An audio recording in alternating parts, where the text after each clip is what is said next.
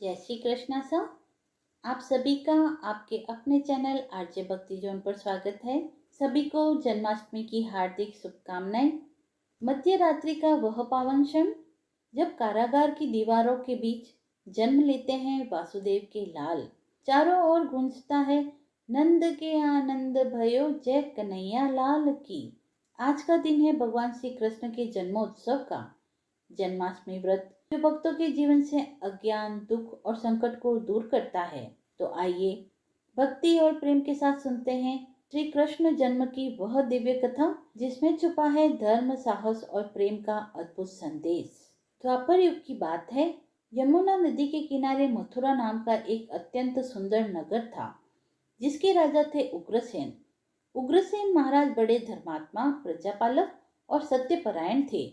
उनकी पत्नी का नाम था पवन रेखा जो अत्यंत रूपवती और पतिपरायण थी। और कंस उनके पुत्र व देवकी उनकी पुत्री थी। कंस देवकी से बहुत ही प्यार करते थे। कंस ने देवकी का विवाह अपने मित्र वासुदेव से करवाया। जब कंस देवकी को रथ में बिठाकर विवाह के पश्चात विदा कर रहे थे और रास्ते में थे तभी अचानक आकाशवाणी हुई, क्रूर कंस, तू क्यों इतना खुश है? सावधान, जिस बहन को तू इतना प्यार करता है उसी के गर्भ से जन्म लेने वाला 8वां पुत्र तेरी मृत्यु का कारण बनेगा। देवकी का पुत्र मेरी मृत्यु का कारण बनेगा? यदि ऐसा है तो मैं देवकी का ही वध कर देता हूँ। आकाशवाणी सुनकर कंस अपनी बहन देवकी को मारने के लिए आगे बढ़ा। मैं इसे मार डालूंगा। उसी समय वासुदेव बीच बचाव करते हुए कंस को कहते हैं कि तुम नहीं जानते तुम कितना बड़ा पाप कर रहे हो। तुम्हारी प्यारी बहन को विवाह के दिन ही मारना अन्याय है। यह महापाप है। अगर तुम देवकी को छोड़ दोगे तो मैं तुम्हें वचन देता हूँ कि हमसे जन्मे हर बच्चे को मैं स्वयं तुम्हें सौंप दूंगा। मेरा विश्वास करो। ठीक है, मैं देवकी को छोड़ दूंगा, लेकिन मैं यह निश्चित करूंगा कि तुम अपना किया हुआ वादा निभाओ। फिर उसने अपने सिपाहियों को मथुरा वापस चलने का आदेश दिया। जब वे मथुरा पहुंचे उसने वासुदेव और देवकी को कारागार में डाल दिया। जैसे ही देवकी की पहली संतान हुई, वचन के अनुसार वासुदेव अपनी पहली संतान को लेकर कंस के पास गए। बालक को देखते ही कंस के मन में ममता के भाव आ गए।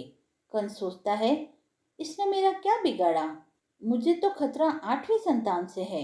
फिर कंस का मन बदल जाता है तो कंस कहता है, ले जाओ अपने बच्चे को, यह विधान के अनुरूप नहीं हो रहा है। ऐसा सोचकर नारद जी कंस से मिलने आते हैं। नारद जी के हाथ में एक कमल का पुष्प होता है। नारद जी कंस से कहते हैं कि कंस, मुझे यह बताना, इस पुष्प की पहली पत्ती कौन सी है और 8वीं पत्ती कौन सी है?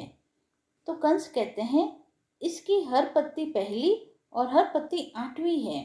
तो इसी प्रकार तुम्हें क्या पता कि उस आकाशवाणी ने कैसी गिनती कराई हो? ऐसा भी तो हो सकता है इस कमल के पुष्प की तरह पहली संतान ही 8वीं संतान हो।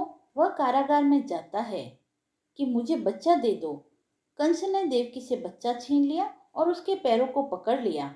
फिर उसने उसे जमीन पर पटक दिया जिससे बच्चा उसी क्षण मृत्यु को प्राप्त हो गया। इसके बाद कंस ने 7 बच्चों को इसी तरह मृत्यु के घाट उतार दिया।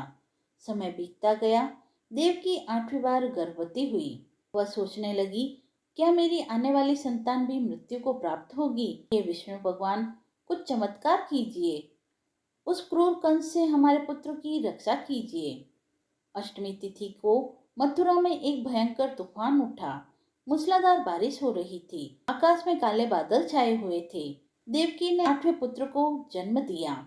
अचानक भगवान विष्णु उनके सामने प्रकट हुए और बोले, सुनो वासुदेव, तुम्हारी इच्छा पूर्ण हुई और मैं तुम्हारे बेटे के रूप में जन्म लेने आया हूँ।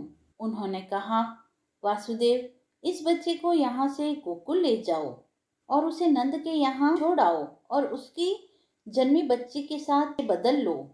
ऐसा कहकर भगवान विष्णु अंतर्ध्यान हो गए। मध्य रात्रि में एक बालक का जन्म देवकी से हुआ। देवकी और वासुदेव की जंजीरें खुल गई। यह एक चमत्कार है। वासुदेव ने कहा, देवकी, जल्दी मुझे बच्चा दे दो, मैं इसे हमारे मित्र नंद के घर गोकुल ले जाऊंगा। जैसे ही वासुदेव ने जाने की तैयारी की। जेल के दरवाजे अपने आप खुल गए। सभी सैनिक गहरी नींद में सो गए। ध्यानपूर्वक बच्चे को टोकरी में रखकर वासुदेव गोकुल की ओर चल पड़े।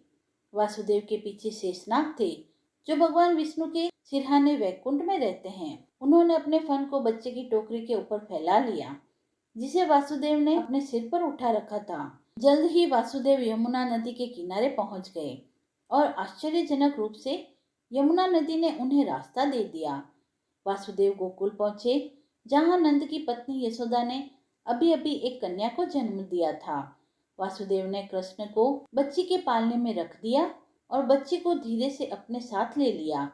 फिर काल कोठरी में वापस लौट आए। जैसे ही वह वापस लौट आए, काल कोठरी के दरवाजे बंद हो गए। रक्षकों को जगाते हुए बच्चे के रोने की आवाज उनके कानों तक पहुंची। शिशु के रोने की आवाज सुनते ही रक्षकों ने तुरंत इस खबर को राजा कंस तक पहुंचाया। कंस तुरंत जेल में देवकी के पास पहुंचे और देवकी से बोले, बच्चा मुझे दे दो।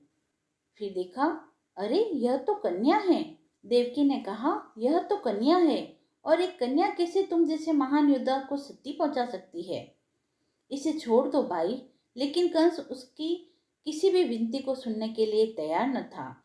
जैसे ही उसने उस बच्ची को अपने हाथ में लिया, वह बच्ची उसके हाथ से फिसल गई और हवा में चली गई और कहा, अरे ओ दुष्ट कंस, एक निर्दोष बच्ची को मारने में तू अपनी बहादुरी समझता है। तुझे मारने वाला गोकुल में सुरक्षित है। समय आने पर वह तुझे ढूंढेगा और तुझे तेरे सभी पापों का दंड देगा।